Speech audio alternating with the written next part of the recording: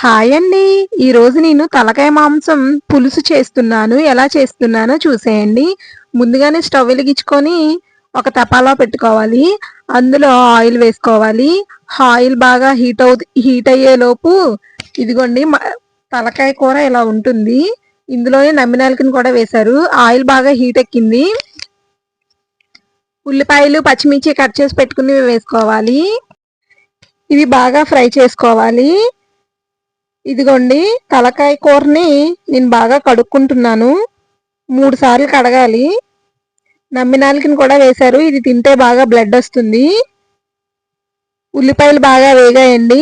ఇప్పుడు కట్ చేసుకున్న టమాటీ ముక్కల్ని వేసుకొని బాగా ఫ్రై చేసుకుందాము. ఈ ఈ టమాటీలు బాగా ఫ్రై అవ్వాలండి. ఫ్రై అవ్వాలంటే కొంచెం సాల్ట్ వేసుకొని బాగా కలుపుకోవాలి. ఇప్పుడు కడిగి పెట్టుకున్న తలకాయ కూరను కూడా ఇందులో వేసేసుకోవాలి.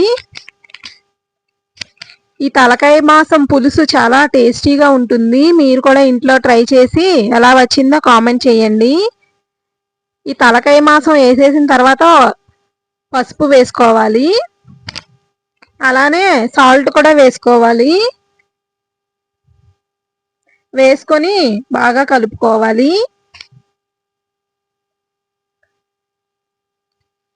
ఇది జలుబు చేసినప్పుడు తింటే తొందరగా జలుబు వదిలేస్తుందండి. మీరు కూడా ఒకసారి ఇంట్లో ట్రై చేయండి. దీంట్లో ఉన్న వాటర్ అంతా పైకి రావాలి. ఇది బాగా కలిపిన తర్వాత కారం కూడా వేసుకోవాలి. కొంచెం కారం ఎక్కువగానే పడుతుంది. మసాలాను కూడా వేసేసుకోవాలి. అల్లం వెల్లుల్లి పేస్ట్ అండి ఇది. వేసుకొని 2 కలిపేసుకోవాలి బాగా.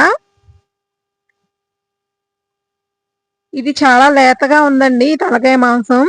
అందుకనే నేను గిన్నెలో చేస్తున్నాను. లేకపోతే గట్టిగా ఉంటే కుక్కర్లోనే చేసుకోవాలి. ఇప్పుడు చింతపండు పులుపు 1 గ్లాస్ వేసుకున్నాను. అలానే 1 గ్లాస్ వాటర్ కూడా వేసుకోవాలి.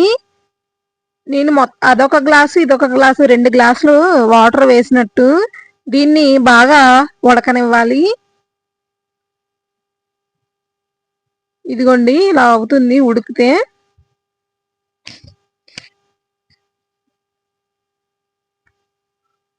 ఇది బాగా కొంచెం దగ్గరకు అయిన తర్వాత కొత్తిమీర వేసుకోవాలి. కొత్తిమీర వేసుకొని బాగా కలుపుకోవాలి. ఉప్పు కారాలు ఏమైనా సరిపోకపోతే వేసుకోవాలి.